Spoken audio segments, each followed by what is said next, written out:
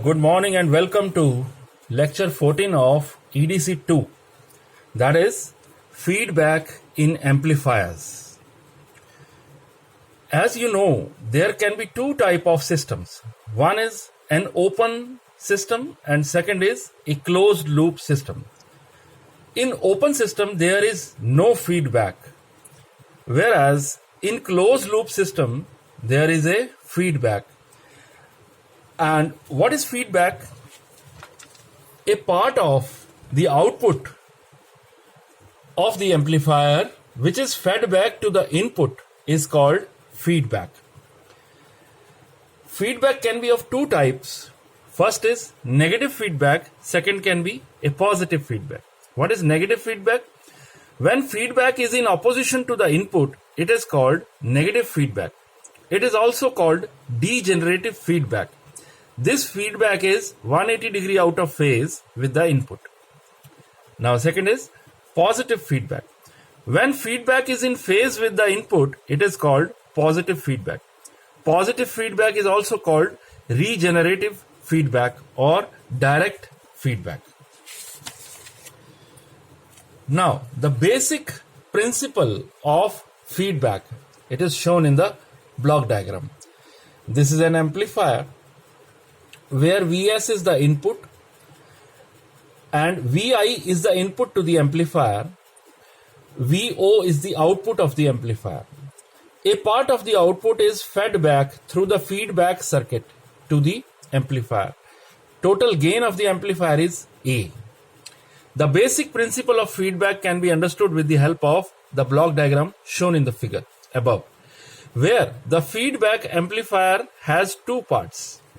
When the switch S is closed, the feedback circuit returns a fraction, say beta, of the output voltage back to the input. Let A is the gain of the amplifier, where we know what is gain: output voltage divided by the input voltage. V out divided by the V in. So feedback network extracts Vf equal to beta Vo from the output voltage Vo of the amplifier.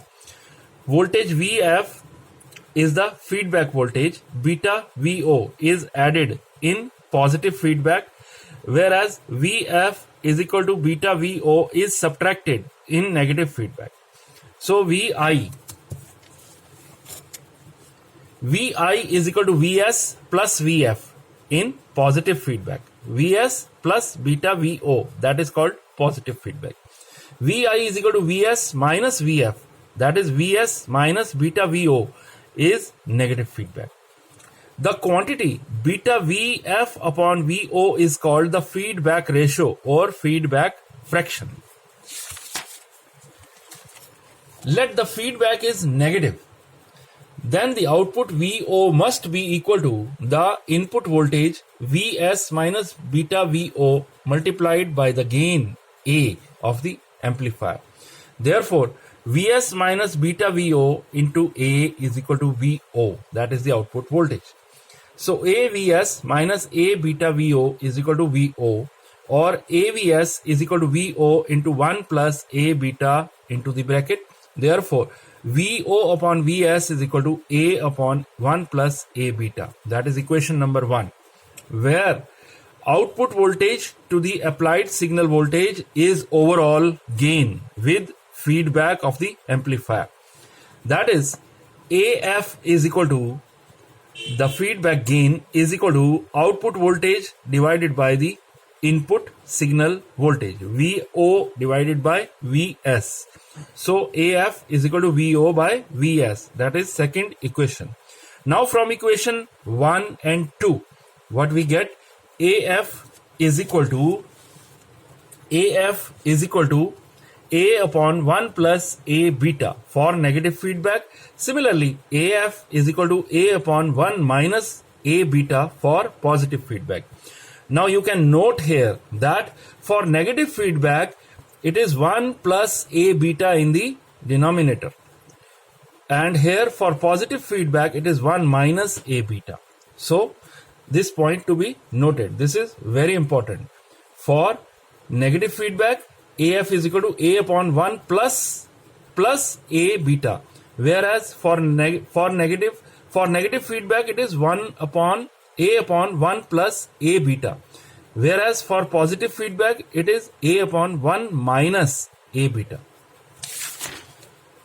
Now next is the negative feedback.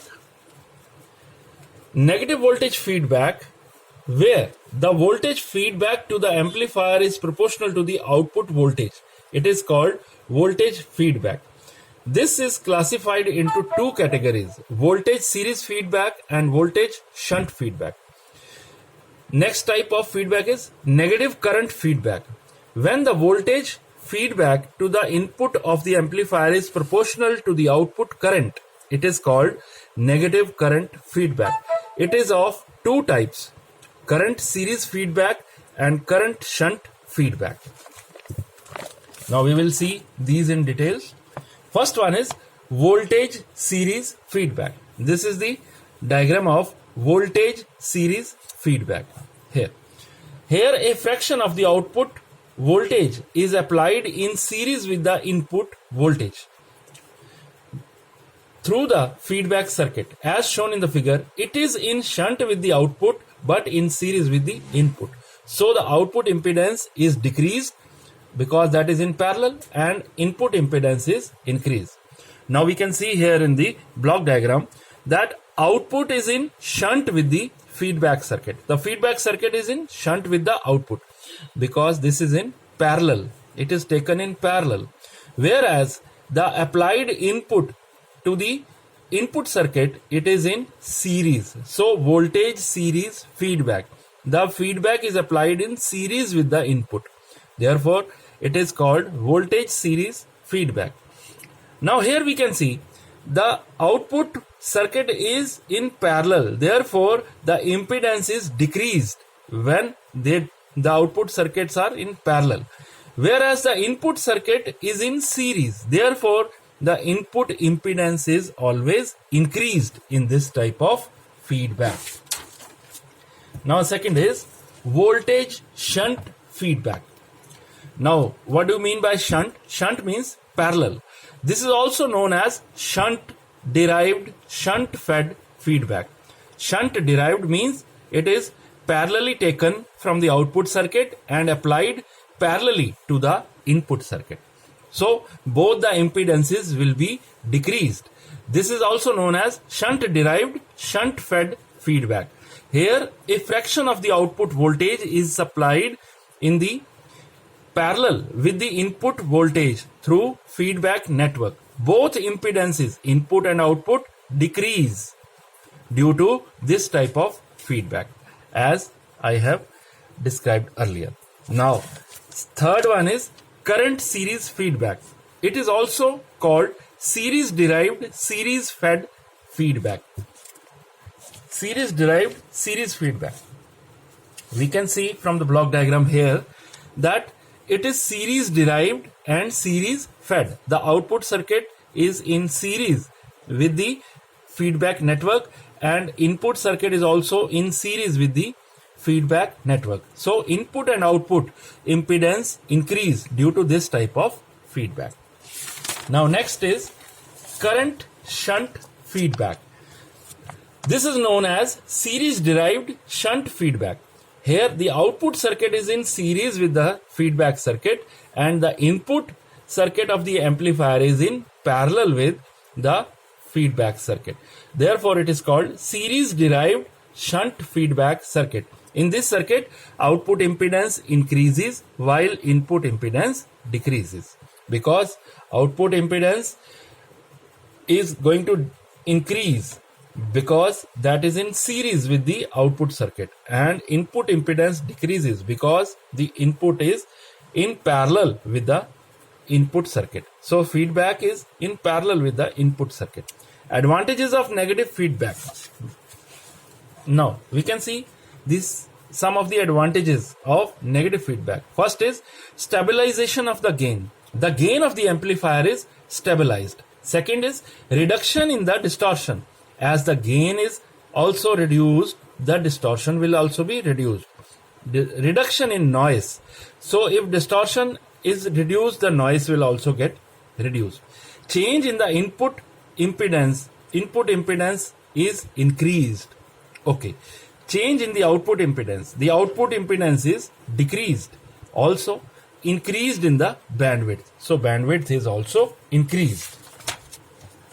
Now, negative feedback circuit. So RC coupled amplifier with emitter bypass capacitor removed.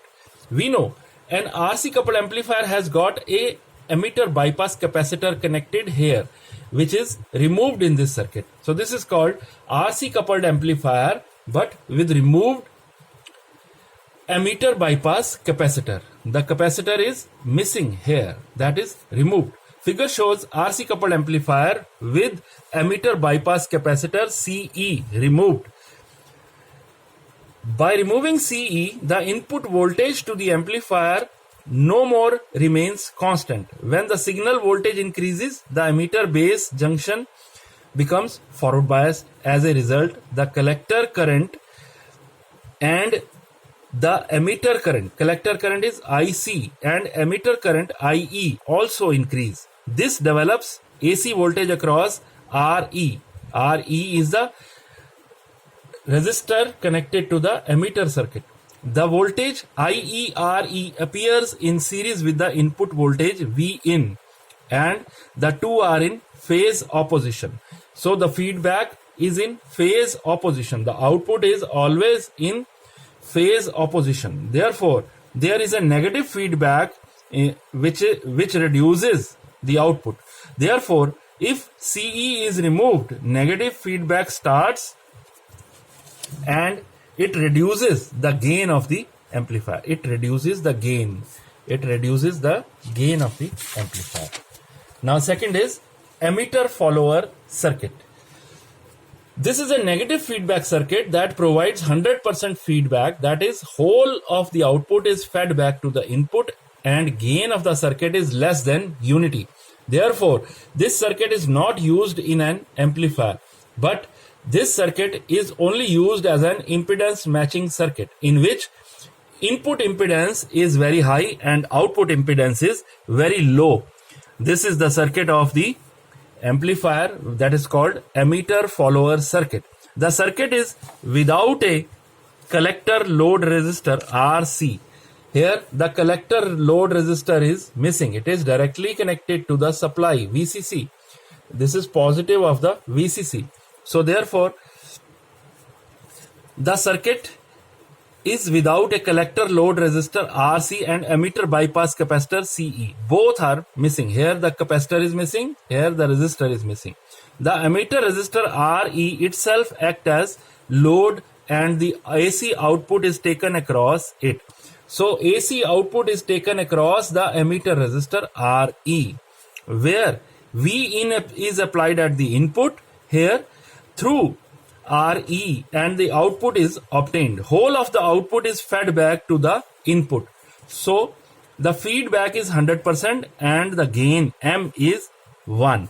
This circuit is called emitter follower circuit because the output voltage variations at the input are due to emitter circuit. So this was all in your feedback in amplifiers chapter. So that is all in this unit. Thanks for attending my lecture. Keep sharing my lecture with your friends and subscribe my channel. Thank you so much.